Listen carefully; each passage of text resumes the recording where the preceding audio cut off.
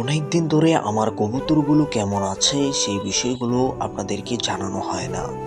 আপনাদেরকে অন্যান্য ভিডিওগুলো দিয়ে থাকি, কিন্তু এই কবুতরগুলো অনেক দিন যাবত আপনাদেরকে দেখানো হয় না। তো এই মাসে অনেকগুলো বাচ্চা আমি পেয়েছি। তো এই বাচ্চাগুলো আমি বড় করব, বাচ্চাগুলো বিক্রি করব না। তাদেরকে সুন্দর করে আরও কয়েকটি খোপ বানিয়ে দিয়েছি, শোকেস দিয়েও খোপ বানিয়ে দিয়েছি। আর কিভাবে আমি তাদেরকে খোপ তৈরি করে দিয়েছি সম্পূর্ণ ভিডিও আমাদের চ্যানেলের মধ্যে আছে।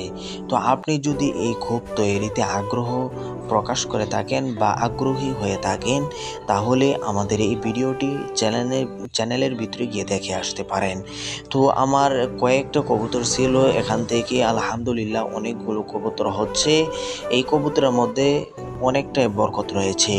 যদি এই কবুতরগুলোকে কৃমি মুক্ত করা যায় এবং সপ্তাহে একদিন জিঙ্ক তাদেরকে খাওয়ানো যায় এবং প্রতি মাসে একদিন অ্যান্টিবায়োটিকের কোর্স করানো যায়, তাহলে তাদের বেশি একটা রোগ ব্যাধি হয় না।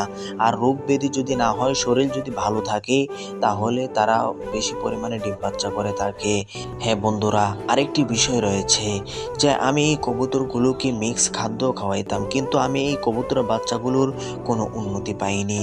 তো আমি যখন থেকে তাদেরকে ধান খাওয়ানো শুরু করলাম, তখন দেখেছি যে এই বাচ্চাগুলো অনেক মোটা হয়, অনেক তরতাজা হয়ে থাকে এবং দ্রুত বড় হয়ে থাকে।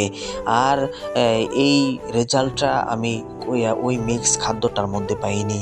ওই মিক্স খাদ্যটার দামও বেশি, কিন্তু ফলাফলও এত একটা ভালো না যেই ফলাফলটা আমি পেয়েছি এই কম দামি ধানের মধ্যে। প্রিয় বন্ধুরা, মাঝে মধ্যেই কবুতর পালন সম্পর্কে আপনাদেরকে ধারণা দেব।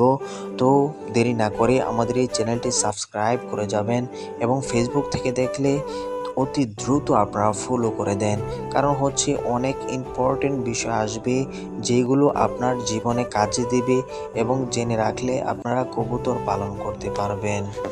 অনেকে দেখবেন যে কবুতর পালনে লস খায়, কবুতর মারা যায়, কবুতরের বিভিন্ন ধরনের সমস্যা থাকে। এই বিষয়গুলো তুলে ধরব। খামার চ্যানেল কৃষি জগতে দৃষ্টান্ত স্থাপনকারী এক অনন্য পরিবারের নাম কারি রমজান আলী পরিচালিত, মোহাম্মদ আবু বকর সিদ্দিক প্রতিষ্ঠিত, ইউটিউব জগতে আলোড়ন সৃষ্টিকারী ইউটিউব চ্যানেল ডিজিটাল কৃষি খাবার আলো ছড়িয়ে যাচ্ছে বিশ্বময়।